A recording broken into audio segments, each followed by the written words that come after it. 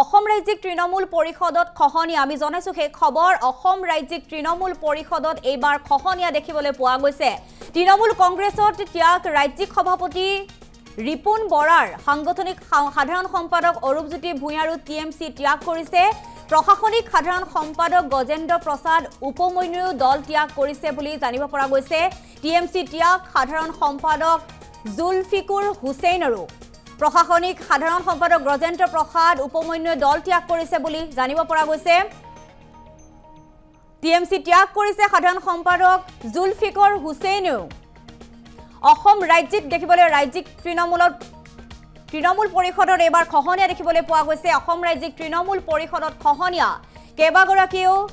তৃণমূল পৰিষদ ত্যাগ কৰিছে বুলি জানিব পৰা গৈছে তৃণমূল কংগ্ৰেছ ত্যাগ কৰিছে ৰাজ্যিক সভাপতি ৰিপুন বৰাৰ সাংগঠনিক সাধাৰণ সম্পাদক অৰূপজ্যোতি ভূঞায়ো টিএমসি ত্যাগ কৰিছে প্ৰশাসনিক সাধাৰণ সম্পাদক গজেন্দ্ৰ প্ৰসাদে উপমন্যু দল ত্যাগ কৰিছে সমান্তৰালকৈ টিএমসি ত্যাগ কৰিছে সাধাৰণ সম্পাদক জুলফিকুৰ হুছেইনেও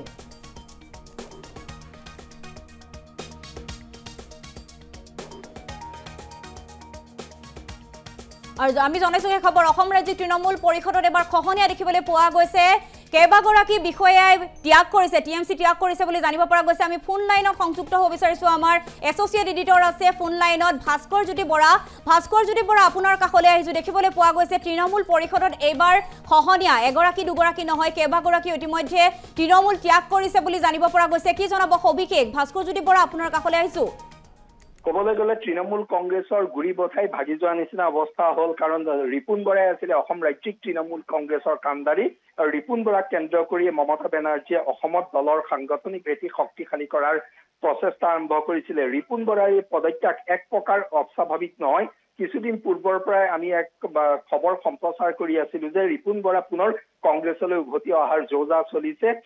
আৰু ৰিপুন বৰাই যিকোনো মুহূৰ্ততে তৃণমূল কংগ্ৰেছ ত্যাগ কৰিব বুলি সংবাদ মাধ্যমত খবৰ ওলাই আছিলে ৰিপুন বৰাই আজি দলৰ ৰাষ্ট্ৰীয় সাধাৰণ সম্পাদক সাংসদ অভিষেক বেনাৰ্জীলে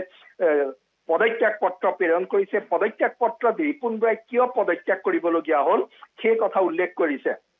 ৰিপুন বৰাই এটা কথা স্পষ্টকে কৈছে যে অসমত তৃণমূল কংগ্ৰেছৰ যথেষ্ট সম্ভাৱনা আছিল কিন্তু তৃণমূল কংগ্ৰেছক অসমৰ জনসাধাৰণে পশ্চিমবংগৰ আঞ্চলিক দল হিচাপে গ্ৰহণ কৰে তৃণমূল কংগ্ৰেছক ৰাষ্ট্ৰীয় দল হিচাপে অসমৰ জনসাধাৰণে গ্ৰহণ নকৰে বুলি ৰিপুন বৰাই কৈছে ৰিপুন বৰাই তেওঁ পদত্যাগ পত্ৰত এইদৰে কৈছে যে Assam TMC has great potential but several recurring issues have hindered our progress, including the perception of TMC as a regional party of West Bengal.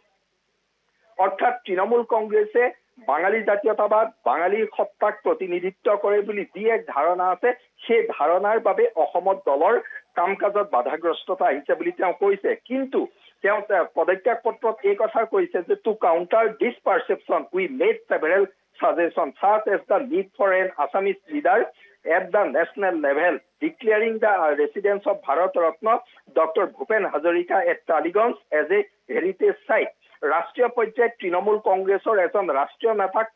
প্ৰক্ষেপ কৰিব লাগে সেইটো তেওঁলোকে কৈছিলে পশ্চিমবংগৰ টালিগঞ্জত থকা ডক্টৰ ভূপেন হাজৰিকাৰ বাসগৃহটো ঐতিহ্য স্থান হিচাপে ঘোষণা কৰাৰ প্ৰস্তাৱ দিছিলে তাৰ লগতে তেওঁৰ পদত্যাগ পত্ৰত উল্লেখ কৰিছে and covering the Madhupur Satra at Cooch Behar the place from where Assam's greatest social reformer Mahapurush Sankardev started the Vaishnavite movement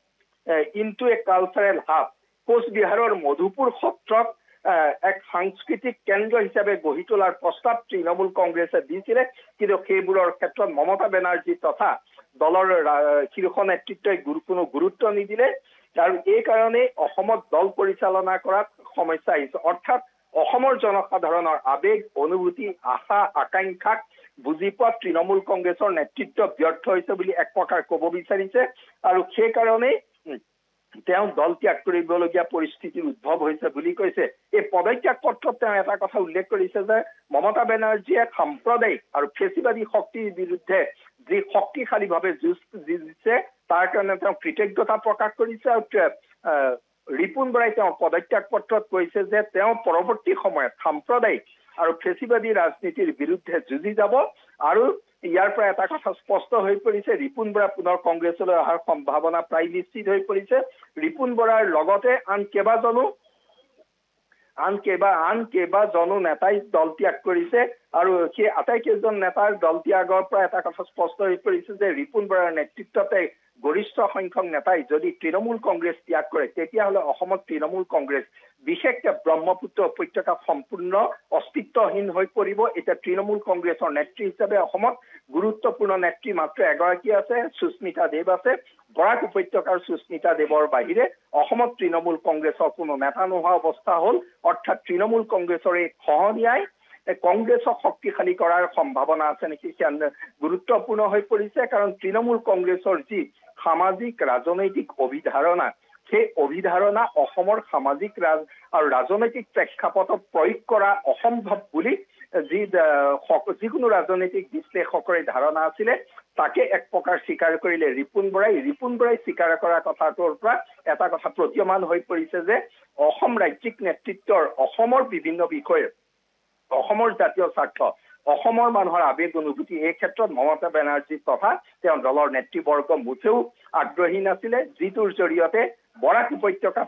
পৃথক কিন্তু ব্ৰহ্মপুত্ৰ উপত্যকাত তৃণমূল কংগ্ৰেছৰ ভৱিষ্যত সম্পূৰ্ণ এক প্ৰকাৰ নাইকিয়া হৈ পৰিছে বুলি ক'ব পৰা যায় আজি ৰিপুন বৰাই পদত্যাগ কৰাৰ পাছত সংবাদ মাধ্যমৰ আগত এতিয়ালৈকে তেওঁ কোনো মন্তব্য প্ৰকাশ কৰা নাই সংবাদ মাধ্যমৰ আগত কি কয় তাৰ পৰা স্পষ্ট হ'ব তেওঁৰ পৰৱৰ্তী ৰাজনৈতিক পদক্ষেপ কিন্তু অসম ৰাজ্যিক তৃণমূল কংগ্ৰেছৰ এক অধ্যায়ৰ পৰিসমাপ্তি আজি ঘটিছে সেই মুহূৰ্তত সেয়া স্পষ্ট হৈ পৰিলে সবিতা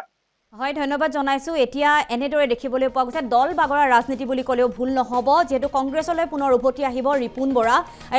আমি জনাইছো এই মুহূৰ্তত ডাঙৰ ৰাজনৈতিক খবৰ অসম তৃণমূল কংগ্ৰেছৰ সভাপতি পদৰ পৰা ইতিমধ্যে পদত্যাগ কৰিছে ৰিপুন বৰাই বুলি জানিব পৰা গৈছে লগতে কেইবাগৰাকী নেতাইও দল ত্যাগ কৰিছে তৃণমূল কংগ্ৰেছ ত্যাগ কৰিছে ৰাজ্যিক সভাপতি ৰিপুন বৰাই সাংগঠনিক সাধাৰণ সম্পাদক অৰূপজ্যোতি ভূঞায়ো টিএমচি ত্যাগ কৰিছে বুলি জানিব পৰা গৈছে প্ৰশাসনিক সাধাৰণ সম্পাদক ব্ৰজেন্দ্ৰ প্ৰসাদ উপমন্যু দল ত্যাগ কৰিছে লগতে টিএমচিৰ ত্যাগ কৰিছে সাধাৰণ সম্পাদক জুলফিকৰ হুছেইনেও আমি জনাইছো সেই খবৰ তৃণমূল পৰিষদত এতিয়া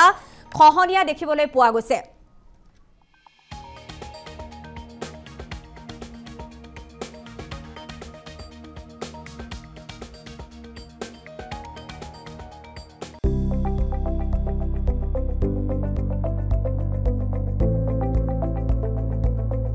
NB News, সহজ সৰল ভাষাত নৱভাৰতৰ কথা।